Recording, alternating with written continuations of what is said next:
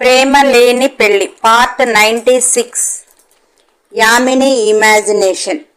రణధీర్ని చూస్తే అలా ఆదమరచి యామిని ముద్దులు పెట్టేస్తుంటే రణధీర్ తన నడుమును పట్టుకుని ఓరగా ఆమె కంట్లోకి చూస్తూ పెదవులు అందుకున్నట్టు అలా ఊహించుకున్న యామిని సిగ్గుతో తలవంచింది. రణధీర్ ధరణిని వెళ్దామా అన్నాడు. ధరణి వెళ్దామనగానే రణధీర్ ధరణి భుజాలపై చెయ్యి వేసి దగ్గరికి గుంజుకొని నర్సులకు చెప్పాడు, యామినిని కారు దగ్గరికి వీల్ చైర్లో తీసుకుని రండి అని. యామిని, సార్ నేను మెల్లిగా నడిచి వస్తాను అన్నది. రణధీర్ కోపంగా యామిని కేసి చూస్తూ, డాక్టర్వి నువ్వా మేమా అన్నాడు. యామిని దెబ్బకు సైలెంట్. రణధీర్ అలా కోపంగా అనగానే యామిని పాప అప్పటిదాకా రణధీర్ని లవర్ బాయ్ని చూసి, రణధీర్ బాబు ఏమి చూపిస్తాడో ఆ భగవంతునికే తెలుసు. రణధీర్ ఎందుకన్నాడంటే ఆమె తీసుకునే మెడిసిన్ కొద్ది దూరం నడిచినా కళ్ళు తిరుగుతాయి, అది ఆమెకే తెలియని విషయం, అందుకని అలా అన్నాడు. రణధీర్ ధరణిని అపురూపంగా చూస్తూ పద వెళదాము అన్నాడు. ధరణి అడుగులో అడుగు వేస్తూ మెల్లిగా వెళ్తుంది. వారిద్దరు ముందుగా నడుస్తుంటే యామిని రణధీర్ ధరణిని ఏదో చెప్తూ నవ్వుతూ ధరణిని తీసుకుని వెళుతుంటే రణధీర్ని అపురూపంగా చూస్తూ తన వెనక వెళ్ళింది. యామినిని కారులో నర్సులు నిదానంగా వెనక కూర్చోబెట్టారు. ధరణిని ముందు సీట్లో కూర్చోబెట్టి రణధీర్ సీట్ బెల్ట్ సరిచేస్తూ ఉంటే ధరణి, నేను పెట్టుకుంటా కదండి అన్నది. రణధీర్, నేను పెడతా కదండి అని వ్యంగ్యంగా అన్నాడు. ధరణి చెప్పినా వినడు అనుకొని సైలెంట్గా ఉంది. రణధీర్ సీట్ బెల్ట్ సరిచేస్తూ పాపని ఎక్కడెక్కడో తగులుతూ ధరణి కళ్ళల్లోకి చూశాడు. ధరణికి సిగ్గు బుగ్గల్లో ఎర్రని గులాబీలు పూలు పూపించింది. రణధీర్ ధరణి ముఖమును చూస్తూ ముసిముసిగా నవ్వుకొని నుదుటిపై ముద్దు పెట్టి తన సైడ్ డోర్ గట్టిగా లాక్ చేసి డ్రైవింగ్ సీట్లో వచ్చి కూర్చున్నాడు. అప్పుడు గాని వెనక యామినిని చూడలేదు. అప్పటి వరకు యామిని వీరి సరసాలను అపురూపంగా చూస్తూనే ఉంది. యామిని ఏ ఇమాజినేషన్లో ఉందో ఆమెకే తెలుసు. అలా రణధీర్ వాళ్ళ ఇంటికి తీసుకుని వచ్చాడు. ధరణి ముందుగానే ఫోన్ చేసి చెప్పటం వల్ల పనివారు ఆమెకు ఎర్ర నీళ్లు తయారు చేశారు. ముందుగా రణధీర్కి ధరణికి తీశాక యామినికి తీసి బయట పారబోయటానికి వెళ్లారు. రణధీర్ ధరణిని సోఫాలో కూర్చోబెట్టేదాకా యామినిని అసలు పట్టించుకోలేదు. రణధీర్ హాస్పిటల్లో నేను నడిచి వస్తాను అంటే అవసరం లేదు అన్నాడు. ఇక్కడ కారు డోరు తీయలేదు. వెనక మెల్లిగా వస్తుంటే పట్టించుకోను లేదు. యామినికి ఇంకా రణధీర్ పైత్యం తెలియదు.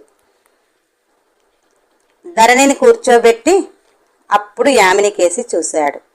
ఆమె మెల్లిగా వస్తుంటే వెళ్ళి తన చెయ్యి పట్టుకొని తనకు కేటాయించిన రూంలోకి తీసుకుని వెళ్ళి కూర్చోబెట్టాడు. అప్పటికే యామిని రణధీర్ చెయ్యి తగిలి పరవశించి పులకించి మైమరచి ఎలా నడిచిందో తనకే తెలియదు.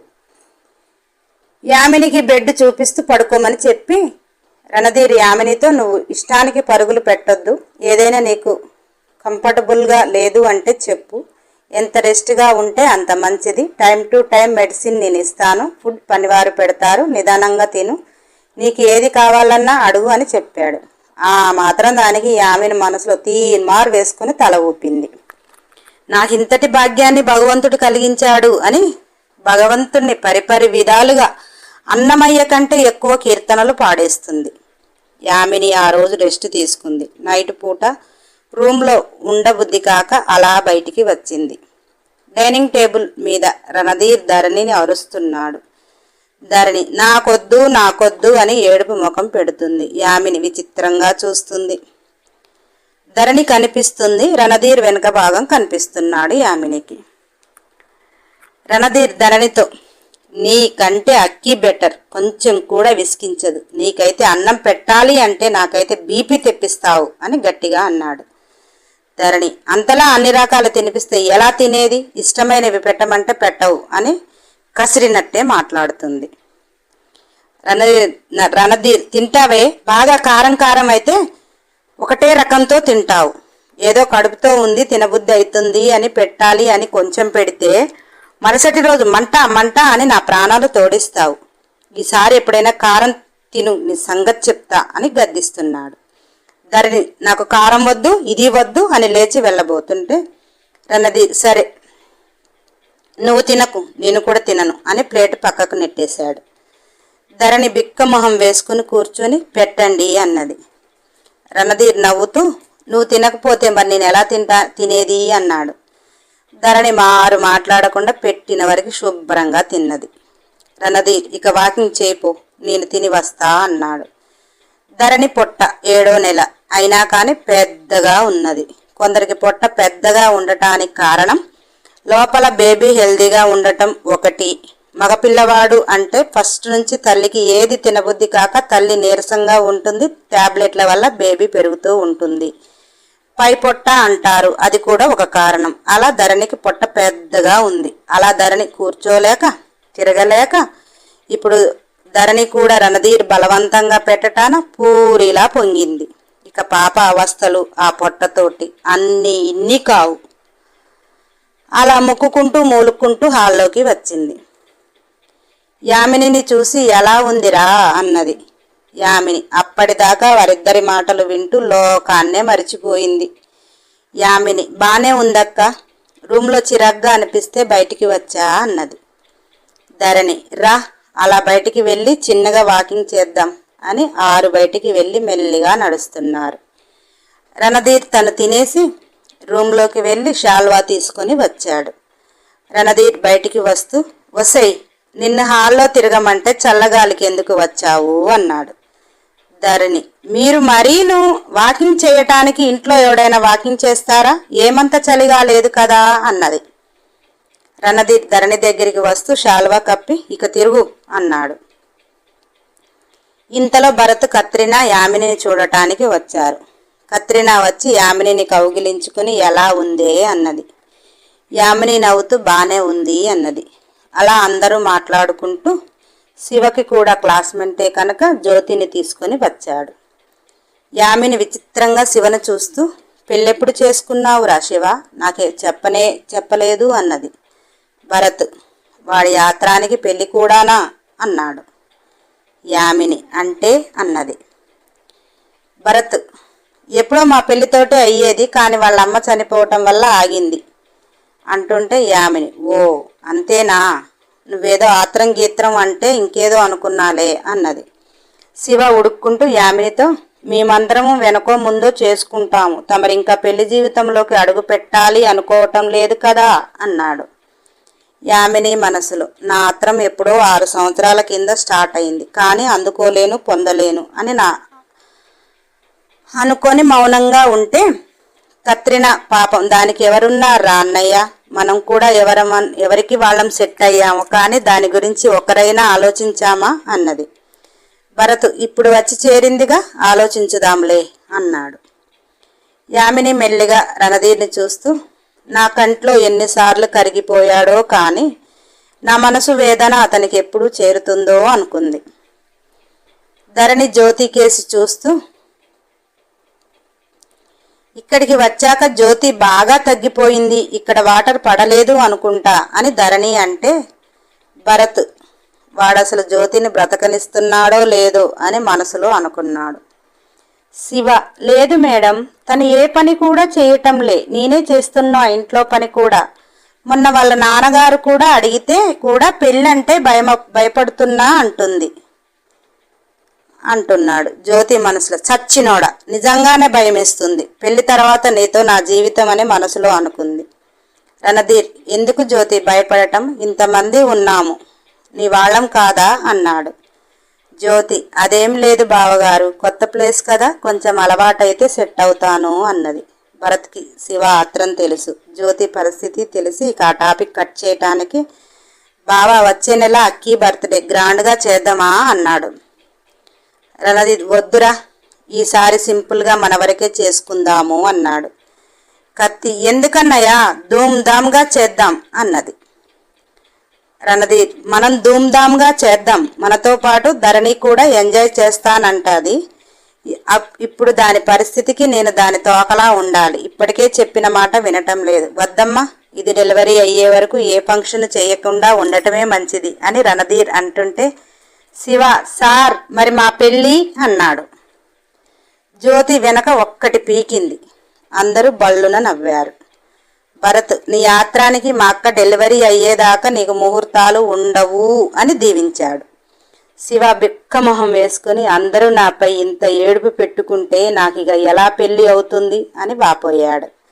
భరత్ పెళ్లి కాకపోయినా ఇంట్లో ఉండి జ్యోతి ఇల్లాలుగా అన్ని పనులు చేస్తుంది కదా అని శివకు తగిలేటట్టు అన్నాడు. శివ భరత్ని కొరకొరగా చూస్తూ, నీకు అలాగే ఉంటదిరా, నైట్ మా మామ ఫుల్లుగా నిద్రపోయేదాకా వెయిట్ చేసి దాని దగ్గరికి వెళ్ళాలంటే ఎన్ని తిప్పలు పడుతున్నానో నాకే తెలుసు అని మనసులో రోధించాడు. శివ యామినితో, ఎవరినైనా లవ్ చేసి ఫెయిల్యూర్ అయిందా, అందుకే పెళ్లికి దూరంగా ఉన్నావా అన్నాడు. యామిని, లవ్ చేసిన మాట నిజమే, కానీ ఫెయిల్యూర్ అనటానికి అక్కడ ఆస్కారం లేదు. ఎందుకంటే అసలు నేను ఎవరిని లవ్ చేశానో వాళ్ళకి తెలియాలి కదా అన్నది. భరత్, చెప్పకుండా నువ్వు లవ్ చేస్తే సరిపోతుందా అన్నాడు. యామిని, చెప్పాలి, కానీ చెప్పే టైం నాకు అసలు వీలు కాలేదు, అవకాశం కోసమే చూస్తున్నా అన్నది. శివ, ఇంకా అలాగే ఉండు, శుభ్రంగా పెళ్లి చేసుకుంటాడు, అప్పుడు ఏడుస్తూ కూర్చుందు అన్నాడు. యామిని, నువ్వన్నది నిజమే అయింది, అందుకే చెప్పలేక ఉన్నాను అన్నది.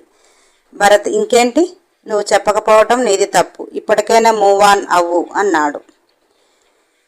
యామిని, అంతలా ప్రేమించిన వాడిని నా ప్రేమ తెలియకపోతే ఎలా అన్నది. శివ, చెప్పకే తల్లి, చెప్పితే పాపం పెళ్ళాన్ని వదిలేసి నీ వెంట వస్తాడేమో అన్నాడు. యామిని, పెళ్ళాన్ని వదిలేసి నా వెంట వస్తే నన్ను వదిలేసి రేపు ఇంకో దాని వెంట వెళతాడు, అటువంటి వాడు అవసరమా అన్నది. శివ, నీకు దండమే బాబు, నువ్వేమీ మారలే, వేలికేస్తే కాలుకేస్తావు, కాలుకేస్తే వేలికేస్తావు, నీతో నా వల్ల కాదు అన్నాడు. భరత్, అయితే నువ్వు ప్రేమించింది ఎవరినో చెప్పవు అంటుంటే యామిని, ప్రేమించిన అతనికే చెప్పలేదు, మీకెలా చెప్తా అన్నది. కత్రిన, మాకు చెప్పకపోతే చెప్పకపోయావు, ప్రేమించిన అతనికి చెప్పకు, ఎలాగో అతనికి పెళ్ళయిందని అంటున్నావుగా, దగ్గరుండి నీకే పెళ్లి చేస్తాడు అన్నది. యామిని, అతనిపై ప్రేమను విరగ్గొట్టి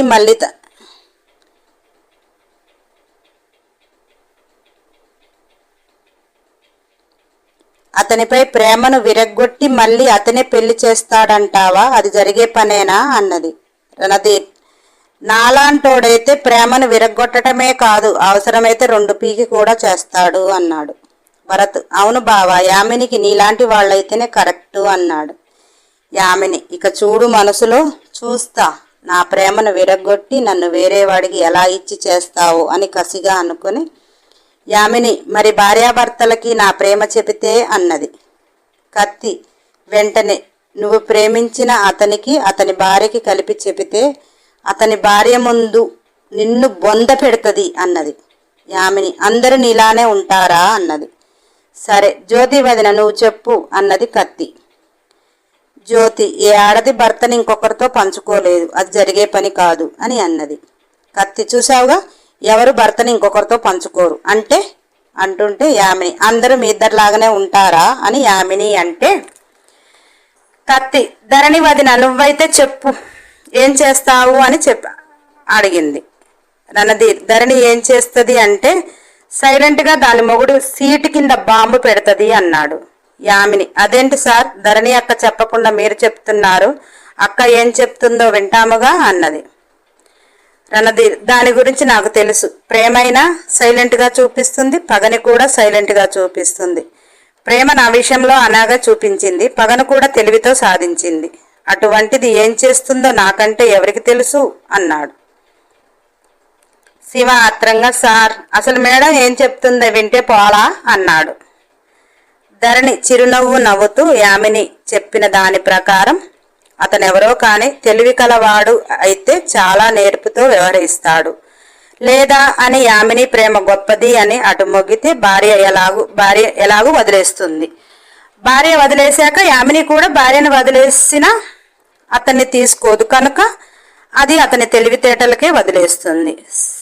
శివ, మేడం, అక్కడ యామిని ప్రేమించిన అతని గురించి కాదు, అతని భార్యగా మీరేం చేస్తారు? మీ భర్తని ఇంకొకరికి పంచుకుంటారా అన్నాడు.